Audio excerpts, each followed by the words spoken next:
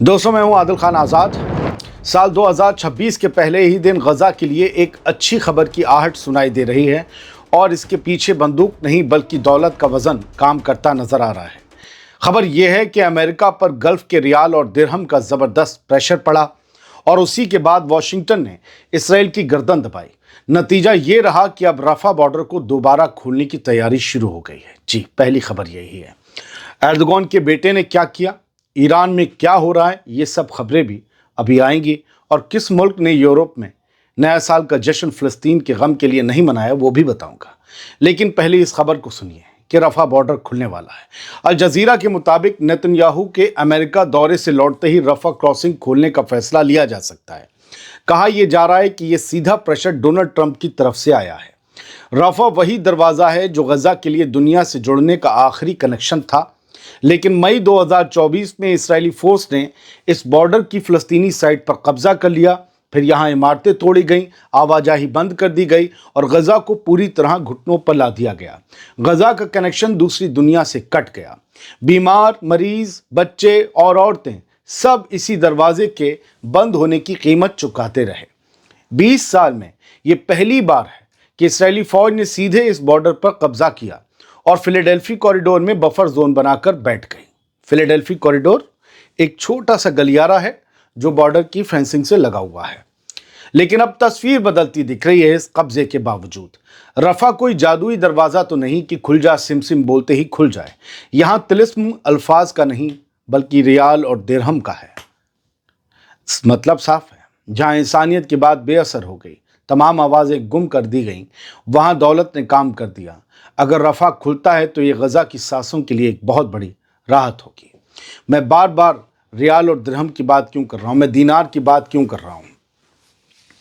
यही सब तो चाहिए डोनाल्ड ट्रंप को और यही सब मिल रहा है उन्हें अरब ममालिक से। और अरब ममालिक अपनी इज्जत को और थोड़ा सा बचाने के लिए अमेरिका पर प्रेशर डाल रहे हैं कि हमारे यहाँ के लोग बहुत नाराज़ हैं, हम आपके साथ हैं, पब्लिक आपके साथ नहीं है, लिहाजा रफ़ा क्रॉसिंग खुलवाइए। फ़लस्तीनी जो बाहर फंसे अंदर आने दीजिए, जो अंदर हैं उन्हें बाहर जाने दीजिए इलाज के लिए, और सेकंड फेज़ को शुरू करवाइए। इसराइल पर डोनाल्ड ट्रंप की तरफ से प्रेशर है कि देखो माल का चक्कर है, माल होगा तो तुम्हें हथियार आगे भी देते रहेंगे। तो ये सब कुछ होता है, एक हाथ लेना दूसरे हाथ देना, लेना देना, खुसफुस खुसफुस, यही तो सियासत है। खैर, आगे बढ़ते हैं। नया साल आया मगर यूरोप के कुछ लोगों ने और कुछ मुल्कों ने जश्न नहीं मनाया। उन्होंने शोर, म्यूजिक और पार्टी छोड़ दी और फ़लस्तीन के लिए शम्मा जला दी। ये वो लोग हैं जिनका ना इस्लाम से कोई रिश्ता है, ना फ़लस्तीनियों की ज़ुबान से कोई वास्ता, फिर भी दिल था, ज़मीर था, इसीलिए सड़क पर उतरे, फ़लस्तीन की आवाज़ को बुलंद किया। स्वीडन की राजधानी स्टॉकहोम, जी मैं बात स्वीडन की कर रहा हूँ, यूरोप का मुल्क स्वीडन, उसकी दारुल हुकूमत, उसकी कैपिटल, उसकी राजधानी स्टॉकहोम में हज़ारों की तादाद में लोग नए साल की रात अपने घरों में नहीं बैठे। कड़कड़ाती ठंड में जमा देने वाली हवाओं के बीच उन्होंने सेंट्रल स्क्वायर में जमा होकर गज़ा के शहीद बच्चों और सिविलियंस का मातम किया। उनके हाथों में बैनर थे, बैनर पर नारे थे, नारों में लिखा था गज़ा में बच्चे कत्ल हो रहे हैं, स्कूल और अस्पताल बमबारी में तबाह हो रहे हैं, सीज़ फायर के बावजूद जुल्म जारी है, सीज़ फायर को और बढ़ाओ, भूख और नाकेबंदी को ख़त्म करो।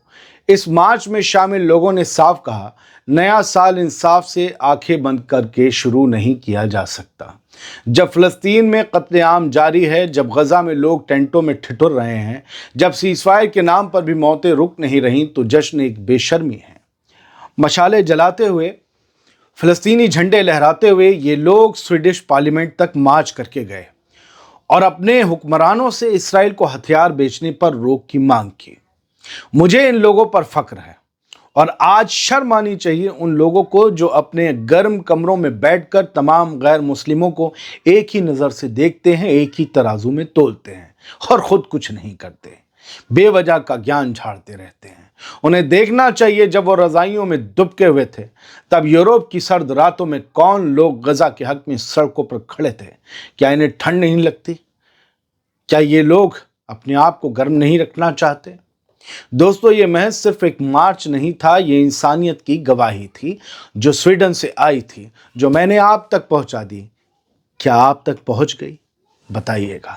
नए साल पर गजा के लिए तुर्की तड़प उठा और प्रेसिडेंट एर्दोगान के बेटे के साथ मशहूर सिंगर माहिर ज़ैन सड़क पर उतर आए, अपने साथ लाखों लोगों को ले आए। नए साल के पहले ही दिन तुर्की की आवाम ने फ़लस्तीन के हक़ में ज़बरदस्त ताकत दिखाई। इस्तांबुल की सड़कों पर इंसाफ और हिमायत का सैलाब उमड़ पड़ा। गजा के साथ एकजुटता जताने के लिए इस्तांबुल में निकाली गई रैली में करीब 5 लाख लोग शामिल हुए। ठंड से जमा देने वाले मौसम के बावजूद फ़लस्तीनी और तुर्की झंडे लहराते हुए ये लोग गलाता ब्रिज की तरफ मार्च करते रहे। इस रैली की क़यादत तुर्की के सदर रजब तैयब एर्दोगान के बेटे बिलाल एर्दोगान ने की। पूरा मार्च एक बड़े बैनर के नीचे हुआ जिस पर साफ लिखा था, हम खामोश नहीं रहेंगे, हम फ़लस्तीन को नहीं भूलेंगे। 400 से ज़्यादा सिविल सोसाइटी तंजीमें इस रैली का हिस्सा बनी। स्टेज से तकरीरें हुई और लेबनानी सिंगर माहिर ज़ैन ने फ्री फ़िलिस्तीन गाकर माहौल को और इमोशनल कर दिया। कॉपीराइट की वजह से वो गाना हम आपको नहीं सुनाएंगे। माहिर इस मार्च में शामिल थे। पुलिस और तुर्की की स्टेट न्यूज़ एजेंसी अनादोलू के मुताबिक रैली में शामिल लोगों की तादाद 5 लाख लोगों के करीब थी। मतलब बिल्कुल साफ है, नए साल की शुरुआत तुर्की की आवाम ने फ़लस्तीन के नाम की और दुनिया को ये पैगाम दे दिया कि गज़ा का ज़ख्म अभी ज़िंदा है और उसकी आवाज़ अब और ऊंची होती जा रही है। ईरान में क्या हो रहा है वो स्क्रीन से ही देख लीजिए।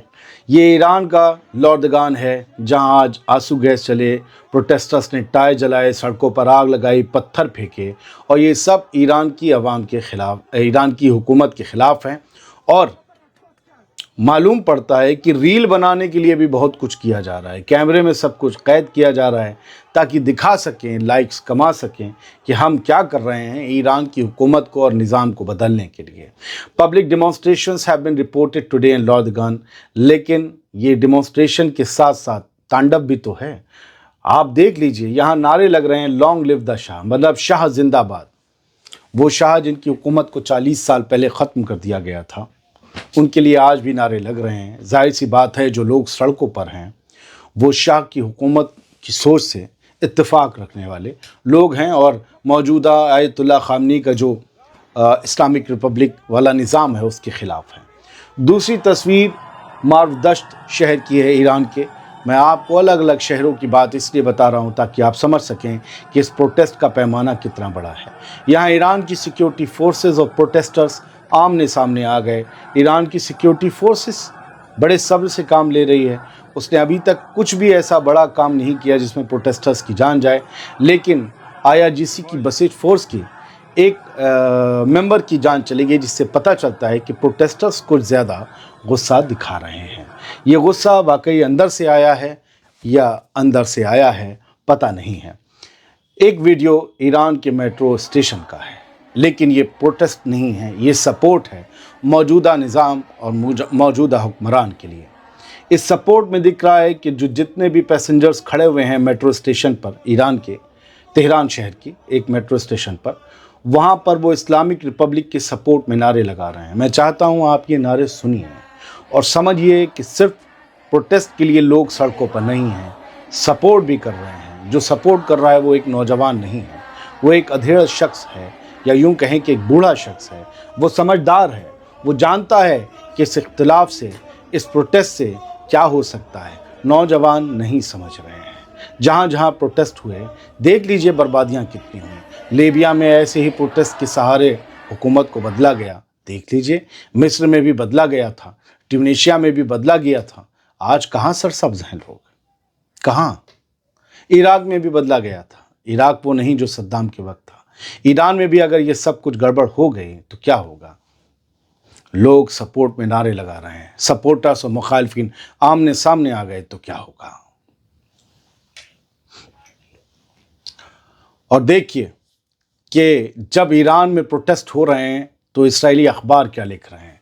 IDF prepares for a war as Iranian unrest grows। जैसे ही ईरान में ये इख्तिलाफ बढ़ रहे हैं, ये प्रोटेस्ट बढ़ रहे हैं, अशांति बढ़ रही है, IDF जंग की तैयारी कर रही है।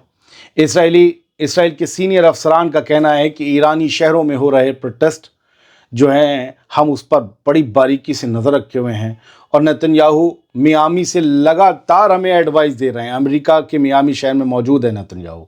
वो कह रहे हैं नेतन्याहू हमें लगातार एडवाइस दे रहे हैं, बता रहे हैं कि कैसे कैसे क्या क्या तैयारी रखनी है। अगर ऐसा ना हो कि ईरानी हुकूमत पर इंटरनल प्रेशर पड़े तो कहीं वो इसराइल के ऊपर ध्यान भटकाने के लिए हमला ना कर दे। ये भी एक डर है कि ईरान की हुकूमत कहीं इसराइल पर अटैक ना कर दे ताकि ईरानी आवाम का ध्यान भटक जाए। इंटरनेशनल मीडिया फिर वॉर को कवर करेगा। प्रोटेस्ट से हमेशा कहीं ज़्यादा बड़ी होती है वॉर। तो इन्हें अपने ऊपर ख़तरा मंडरा रहा है कि कहीं ईरान इस प्रोटेस्ट के बहाने हम पर हमला ना कर दे। और कहीं ये प्रोटेस्ट, खैर छोड़िए। पैलेस्टाइन ऑनलाइन की एक क्लिप देख लीजिए, स्क्रीनशॉट दिखा रहा हूँ। ये आज भी इसराइली सेटलर्स मस्जिद अल अक्सा में घुसे, उस अहाते में घुसे, उस पाक जो प्रीमाइसेस है उसमें घुसे और इन्होंने अपने ताल्मुदिक राइचुअल्स अदा किए। जो ताल्मुदिक इनकी रसूमात होती हैं, खड़े होके, नाच के और हिल के और पढ़ते हैं, ये सब कुछ इनका ठीक है, ये पढ़ें कुछ करें, लेकिन जहाँ ये खड़े हैं वहाँ इन्हें घुसने की इजाज़त नहीं है। किसी की इबादत से कोई इख्तिलाफ किसी को भी नहीं होना चाहिए, लेकिन ये जहाँ खड़े हैं वो मस्जिद है और वहाँ इन्हें घुसने की इजाज़त बिल्कुल भी नहीं है। एक बहुत बड़ा इंसिडेंट हुआ दुनिया में नए साल की रात पर, जिसका जिक्र करना ज़रूरी है, और ये हुआ है स्विट्ज़रलैंड में, जहाँ 40 लोग मारे गए हैं और 100 से ज़्यादा लोग ज़ख्मी हुए हैं। स्विट्ज़रलैंड की पुलिस ने बताया है कि लगभग 40 लोगों की मौत हुई है, क्योंकि एक रिजॉर्ट टाउन है क्रांस मोंटाना, वहाँ पर न्यू ईयर की ईव पार्टी चल रही थी और वहाँ पर फिर आग लग गई, कुछ इंसिडेंट हुआ, उसकी वजह से जो है ये लोगों की मौत हो गई। और कहा जा रहा है कि अभी तक जो है वो आग तो कंटेन कर ली गई है, लेकिन अभी कुछ और लोगों के मिलने के भी इम्कानात हैं।